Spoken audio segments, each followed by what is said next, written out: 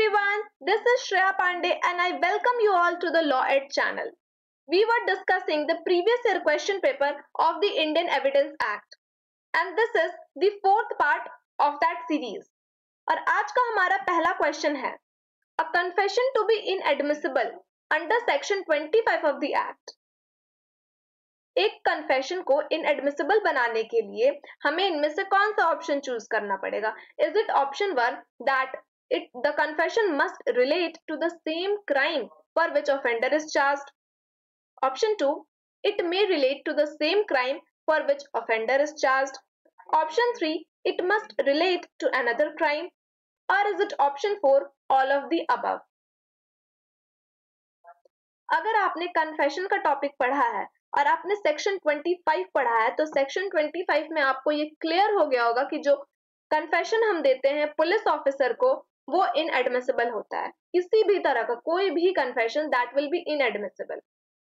तो यहाँ पर करेक्ट आंसर हो जाएगा option 4 that is all of the above. Our next question is an unjustified and unexplained long delay.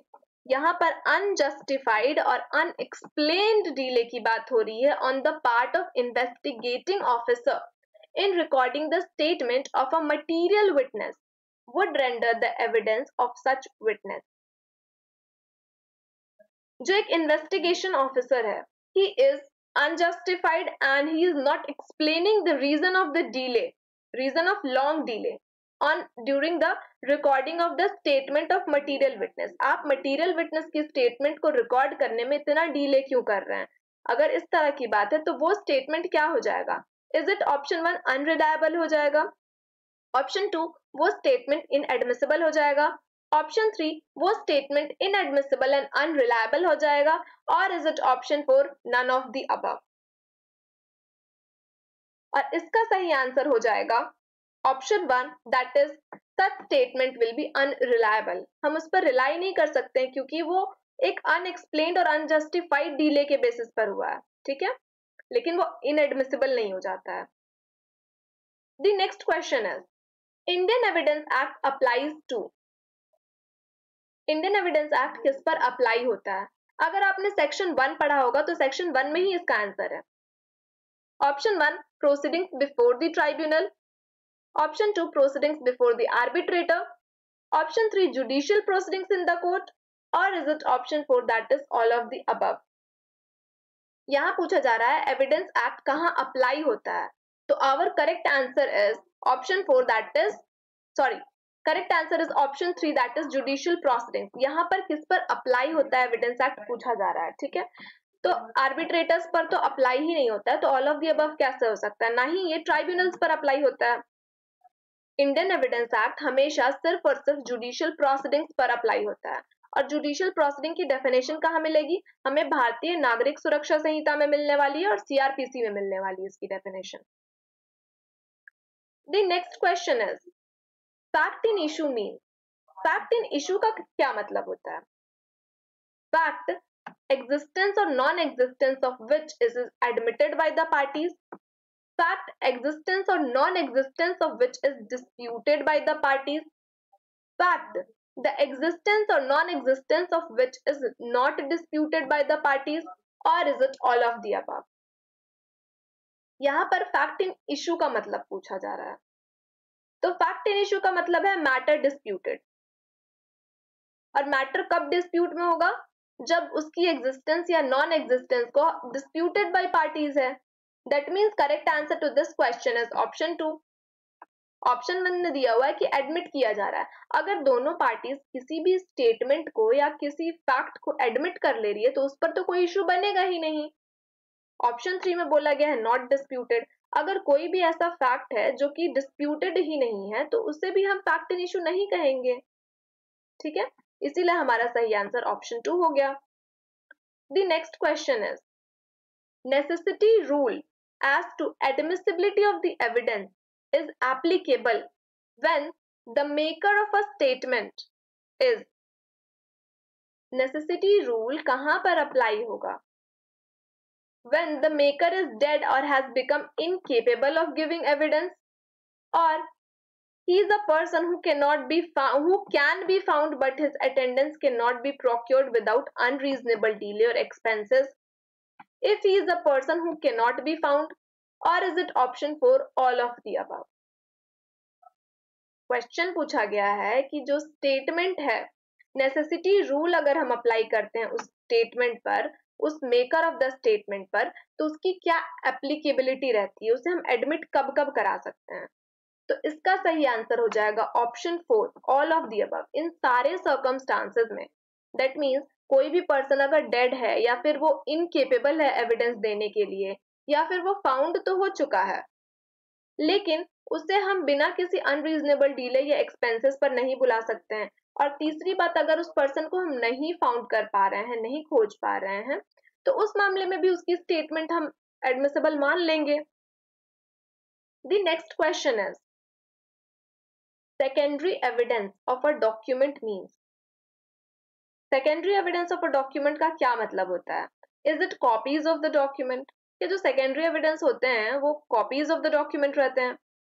क्या वो oral account रहते हैं of the contents of the document? क्या वो both रहते हैं, मतलब copies of the document भी हो सकते हैं या फिर oral account of the content भी हो सकते हैं? Or is it option 4 none of the above? यहाँ पूछा जा रहा है सेकेंडरी एविडेंस के बारे में, सेकेंडरी एविडेंस डॉक्यूमेंट के सेकेंडरी एविडेंस। ऑलराइट, और इसका सही आंसर हो जाएगा option 3 that is both 1 and 2। जो कॉपीज ऑफ द डॉक्यूमेंट होते हैं या फिर जो ओरल अकाउंट्स रहते हैं किसी कंटेंट के, तो वो सेकेंडरी एविडेंस में हम काउंट करते हैं। The next question is the court's discretion to permit leading question is confined only to the matters which are।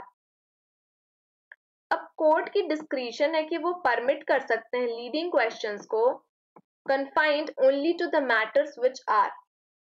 कहां तक कन्फाइन किया जा सकता है? क्या हम इंट्रोडक्टरी फैक्ट्स तक कन्फाइन कर सकते हैं उसे, अनडिस्प्यूटेड फैक्ट, या फिर fact already sufficiently proved to the satisfaction of the court, या all of the above? Question number 67 का सही आंसर है all of the above. That means ये कोर्ट की डिस्क्रिशन है कि वो परमिट कर सकते हैं लीडिंग क्वेश्चंस को इन सारे मामलों में। अगर आपको जनरल रूल पता होगा कि जो लीडिंग क्वेश्चंस होते हैं उन्हें हम सिर्फ क्रॉस एग्जामिनेशन में इस्तेमाल कर सकते हैं, ठीक है, अदरवाइज एग्जामिनेशन इन चीफ या फिर री एग्जामिनेशन में हम उसका इस्तेमाल नहीं कर सकते, क्योंकि जो लीडिंग क्वेश्चंस होते हैं वो इटसेल्फ एक आंसर सजेस्ट कर रहे होते हैं। इसीलिए कोर्ट की ये डिस्क्रिशन है कि कोर्ट इंट्रोडक्टरी फैक्ट में या अनडिस्प्यूटेड फैक्ट में या फिर जो फैक्ट ऑलरेडी सफिशिएंटली प्रूव हो चुकी है, इन 3 मामलों में कोर्ट अलाउ कर सकती है leading question. The next question is the question is whether a murdered B. हमारे पास ये सवाल है कि क्या ए ने बी को मारा है? तो जो मार्क्स मिले हैं on the ground produced by the struggle at or near the place where the murder has committed are relevant facts under. ठीक है, ए ने मर्डर करा है बी का, ये हमारे पास सवाल है कि क्या ए ने बी का मर्डर किया है, और ग्राउंड पे हम मार्क्स देख सकते हैं जो उनके लड़ाई के दौरान या स्ट्रगल के दौरान कमिट करी गई है, ठीक है, जहां पर मर्डर कमिट किया गया है। तो ये रेलेवेंट हो जाते हैं under which of the following section? Is it option 1 section 7, option 2 section 6, option 3 section 8, और is it option 4 that is section 11 of the Indian Evidence Act 1872? And the correct answer to this question is option 1 that is section 7 में ये बातें relevant हो जाएगी। अगर हम section 6 को याद करें तो this is talking about the doctrine of res gestae. Section 8 में हम किसी पर्सन के मोटिव, प्रिपरेशन और कंडक्ट को रेलेवेंट बनाते हैं, और section 11 talks about the plea of alibi. The next question is section 93 of the Indian Evidence Act treats the patent ambiguity as। Section 93 patent ambiguity को किस तरह से ट्रीट करता है? Is it a curable ambiguity या फिर incurable है, क्या ये प्रॉपर है या फिर नन ऑफ द अबव। जो पेटेंट एम्बिग्विटी होती है उसे हम इनक्यूरेबल मानते हैं, बिकॉज एक पेटेंट एम्बिग्विटी में we can not give the evidence. The next question is evidences to document unmeaning in reference to existing facts is called as। जो ऐसे डॉक्यूमेंट है अनमीनिंग है, हम उस डॉक्यूमेंट को समझ नहीं पा रहे हैं देख के कि उसका क्या मतलब निकल रहा है या उसमें कुछ तो गड़बड़ हमें नजर आ रही है, ठीक है। रेफरेंस टू एग्जिस्टिंग, उसके एग्जिस्टेंस पर ही ये अनमीनिंग है, ठीक है। तो ऐसे फैक्ट क्या होते हैं, क्या ये पेटेंट एम्बिग्विटी होती है, लेटेंट एम्बिग्विटी होती है, बोथ ऑफ देम हो सकती है या नन ऑफ द अबव होती है। Question number 70। तो यहां पर बात हो रही है डॉक्यूमेंट के बारे में जो कि अनमीनिंग है in reference to existing, existing से रिलेटेड अनमीनिंग है, तो उस मामलों में वो लेटेंट एम्बिग्विटी हो जाती है। और लेटेंट एम्बिग्विटी में हम एविडेंस दे सकते हैं कोर्ट में। फॉर एग्जाम्पल, अगर मैं आपको अपना एक प्लॉट बेचना चाहती थी जो कि कोलकाता में है, ऐसा हमने डॉक्यूमेंट में लिख दिया कि I want to sell you my plot which is in Kolkata, but actual में वो प्लॉट जो है वो कोलकाता में ना होके हावड़ा में है। तो ये हमारा एग्जिस्टेंस को लेके, उस डॉक्यूमेंट की एग्जिस्टेंस को लेके अनमीनिंग कुछ बात हो रही है, तो उसके लिए एविडेंस दिया जा सकता है कि मैं किस प्रॉपर्टी की बात कर रही हूँ, कि क्या मैं कोलकाता की ही बात कर रही हूँ या मैं हावड़ा की बात कर रही हूँ। The next question is original document is the best evidence. Okay, अगर हम कोर्ट में उस डॉक्यूमेंट को ही प्रोड्यूस कर दे रहे हैं जिसकी हम बात कर रहे हैं तो ये बेस्ट एविडेंस हो गया। कोर्ट हमेशा बेस्ट एविडेंस को मानती है। Exception to this rule is contained in. अब ओरिजिनल डॉक्यूमेंट को हम बेस्ट एविडेंस बोल रहे हैं, इसकी एक्सेप्शन हमें कहाँ मिलती है। Is it option 1 Indian evidence Act, option 2 Criminal Procedure Code, option 3 Bankers Book Evidence Act, और is it option 4 none of the above. तो इसका एक्सेप्शन भी हमें एविडेंस एक्ट में ही मिलने वाला है कि जब ओरिजिनल डॉक्यूमेंट लॉस्ट हो जाए, डिस्ट्रॉय हो जाए, बहुत सारी ऐसी चीजें होती है जब हम ओरिजिनल डॉक्यूमेंट नहीं दे सकते हैं, तो उन मामलों में हम कोई और डॉक्यूमेंट पेश कर देंगे। The next question is the meaning of nemo moriturus presentimenter mentari। ये एक लीगल मैक्सिम है और इसका क्या मतलब है। Is it option 1 that is a dying man can never speak truth, option 2 a dying man can never speak falsehood, option 3 a dying man can speak truth, or is it option D, option 4 a dying man may not speak falsehood। तो question number 72 का सही answer है option 2, that is a dying man can never speak the falsehood. और ये legal maxim आपको section 32 of the Indian evidence act के साथ पढ़ना है। और अगर आप इसे भारतीय साक्ष्य अधिनियम के साथ पढ़ना चाहते हैं तो आपको सेक्शन 26 पढ़ना पड़ेगा, वहां पर डाइंग डिक्लेरेशन की बात करी गई है। The next question is Ravindra Kumar Pal at Dara Singh versus Republic of India, a famous case coming under section 30 of the Evidence Act, is also well known as, and the options are Graham Satan's murder case, Graham Bell's murder case, Graham Street's murder case, or is it Graham Stoid's murder case? And the correct answer to this question is option 1, that is Graham Stein's murder case. The next question is statement by a person who is dead is a relevant fact under which of the following sections of the Indian Evidence Act। जो person dead हैं उनके statements को relevant हम मानते हैं which of the following section.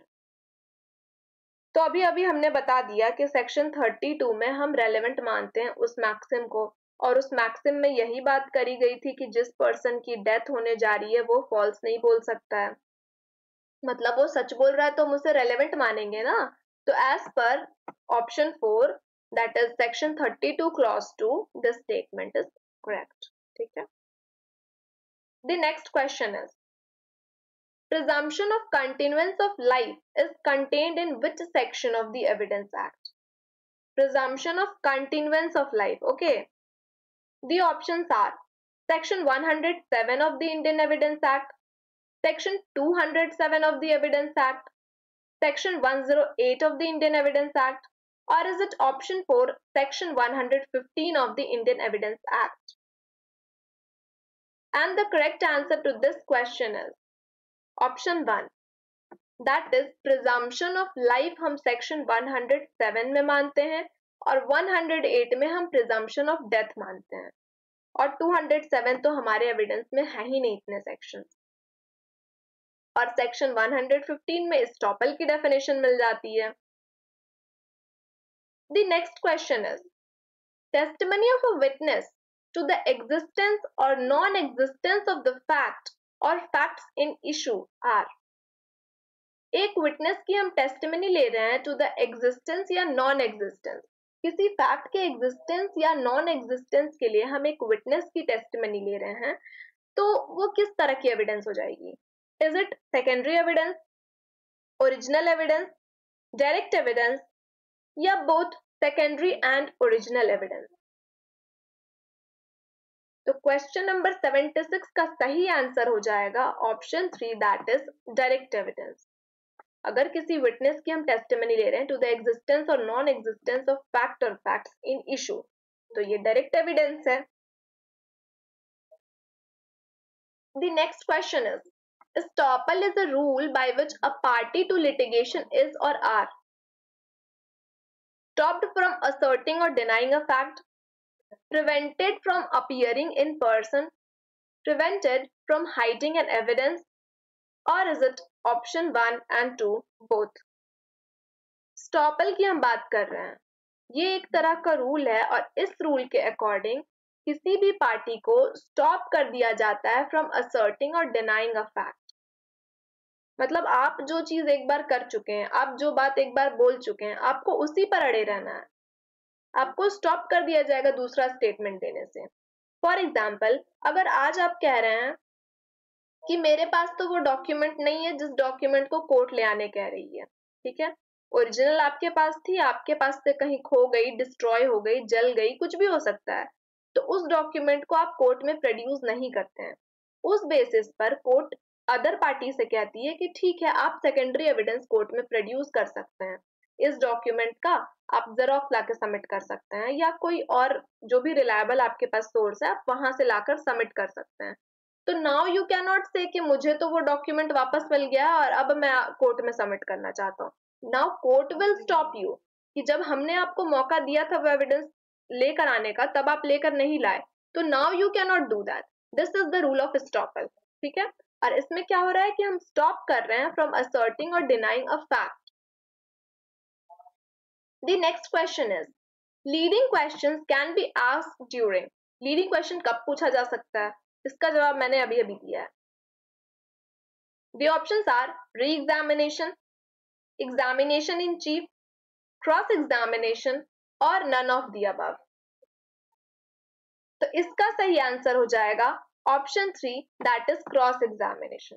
Cross examination के दौरान हम लीडिंग क्वेश्चंस पूछ सकते हैं। लीडिंग क्वेश्चंस क्या होते हैं? वो एक ऐसे क्वेश्चन होते हैं जिसमें आंसर सजेस्ट किया जाता है। For example, if I ask you कि क्या आप दिल्ली में रहते हैं, तो ये लीडिंग क्वेश्चन हो गया, बिकॉज आपको यहाँ पर आंसर यस या नो में देना है। सजेशन तो हम ही दे रहे हैं कि आपका आंसर दिल्ली हो भी सकता है, नहीं भी हो सकता है, तो this is a leading question. इसे सिर्फ क्रॉस एग्जामिनेशन में पूछा जा सकता है। The next question is the DNA test can not rebut the conclusive presumption envisaged under section 12 of the evidence act. ठीक है, डीएनए टेस्ट को रिबट नहीं किया जा सकता है कि जो कंक्लूसिव प्रूफ होता है, conclusive presumption envisaged under section 12 of the Indian evidence act. Okay, it is section 112. All right. The parties can avoid the rigor of such conclusive presumption only by proving non-excess, which is a negative proof. और ये बात कौन से case में कही गई थी? यहां बोला गया कि जो डीएनए टेस्ट है, it can not rebut the presumption of conclusiveness, जो कि हम सेक्शन 112 में मानते हैं। सेक्शन 112 के अकॉर्डिंग अगर किसी भी मैरिड कपल के बीच किसी भी चाइल्ड का बर्थ अगर होता है, अगर वो कपल मैरिड है, ठीक है, तो उस चाइल्ड को हम लेजिटिमेट चाइल्ड कहते हैं। लेकिन अगर उनका डाइवोर्स हो जाता है और डाइवोर्स के 280 डेज के अंदर वो चाइल्ड बॉर्न हो जाता है, तो भी हम उसे लेजिटिमेट कहते हैं। The mother being not remarry again, she should not remarry again.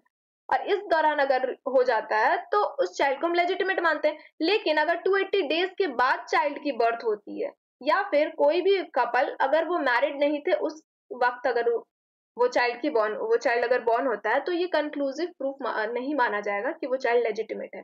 Otherwise conclusive proof हम मानते हैं उस चाइल्ड की लेजिटिमेसी की। ये प्रिजम्पशन हो गया।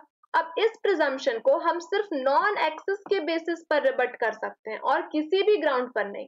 हम डीएनए टेस्ट भी नहीं दे सकते हैं कि this child is not mine, you can not do that. वो चाइल्ड एक लेजिटिमेट चाइल्ड रहेगा जब तक कि आप ये ना प्रूव कर दें कि हमारे बीच तो नॉन एक्सेस था। ये बात कौन से केस में कही गई थी? आई होप आपको सेक्शन 112 समझ में आ गया। इसका एक बार क्रक्स में बता देती हूँ कि 112 में बोला जाता है कि कोई भी हस्बैंड वाइफ जब तक वो मैरिड रिलेशन में है और उस दौरान अगर कोई चाइल्ड बॉर्न होता है तो उसे हम लेजिटिमेट चाइल्ड मानते हैं। और या फिर अगर उनका डिवोर्स हो चुका है और डिवोर्स के 280 डेज के अंदर अगर वो चाइल्ड बॉर्न होता है तो भी हम उसे लेजिटिमेट चाइल्ड मानते हैं। लेकिन अगर 280 डेज के बाद चाइल्ड की बर्थ हो रही है, या फिर नॉन एक्सेस, अगर जो पार्टनर है दैट मीन्स जो हस्बैंड है वो नॉन एक्सेस बता दे कि हमारे बीच तो कोई एक्सेस ही नहीं था, तो that can also be a proof जिससे हम इस कंक्लूसिव प्रिजम्पशन को रिबट कर सकते हैं। ठीक है, तो ये बात कौन से केस में कही गई थी? Is it Sheikh Fakhruddin versus Sheikh Mohammad Hasan, Siddha Ramesh versus state of Karnataka, Kailash versus state of Madhya Pradesh, और is it Somwanti versus state of Punjab? इस वाले बात को कौन से केस में कहा गया था? And the correct answer to this question is option 1, that is Sheikh Fakhruddin versus Sheikh Mohammad Hasan 2006 का ये केस है। और इस केस में कंक्लूसिवनेस के बारे में बताया गया था कि आप सिर्फ नॉन एक्सेस से ही इस कंक्लूसिवनेस को रिबट कर सकते हैं।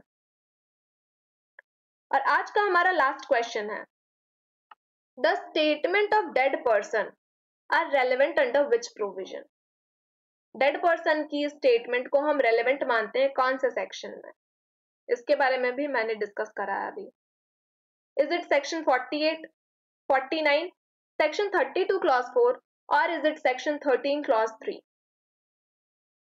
हमने वो मैक्सिम डिस्कस करा था, हमने डाइंग डिक्लेरेशन के बारे में डिस्कस करा था, तो यहाँ भी तो वही बात पूछी जा रही है, डेड पर्सन लिख दिया गया है। तो आप देख सकते हैं डाइंग डिक्लेरेशन वाले टॉपिक से भी कई सारे क्वेश्चंस आ रहे हैं। तो इस वाले सेक्शन को आप बहुत अच्छे से पढ़कर जाइएगा। इस पर केस लॉ भी पूछे जा सकते हैं, कंसेप्ट भी पूछा जा सकता है, सेक्शन बेस्ड भी क्वेश्चंस आ सकते हैं। And the correct answer to this question is option 3, that is section 32 clause 4 talks about the statement of a dead person which will be relevant under the Evidence Act. और इसके बाद मैं एक question पूछती हूँ जिसका आंसर आपको हमारे नेक्स्ट वीडियो में मिलेगा। Witnesses are the eyes and ears of justice. ये बात किसके द्वारा कही गई है? Witnesses are the eyes and ears of justice. क्या ये लॉर्ड एटकिन के द्वारा कही गई है, बेंथम के द्वारा कही गई है, लॉर्ड डेनिंग के द्वारा कही गई है, या फिप्सन के द्वारा कही गई है? इसका आंसर आपको हमारे नेक्स्ट वीडियो में मिलेगा। अगर आपको इसका आंसर पता है तो आप कमेंट बॉक्स में हमें आंसर बता सकते हैं। तो चलिए मिलते हैं हमारे नेक्स्ट वीडियो में, तब तक के लिए बाय बाय, थैंक यू।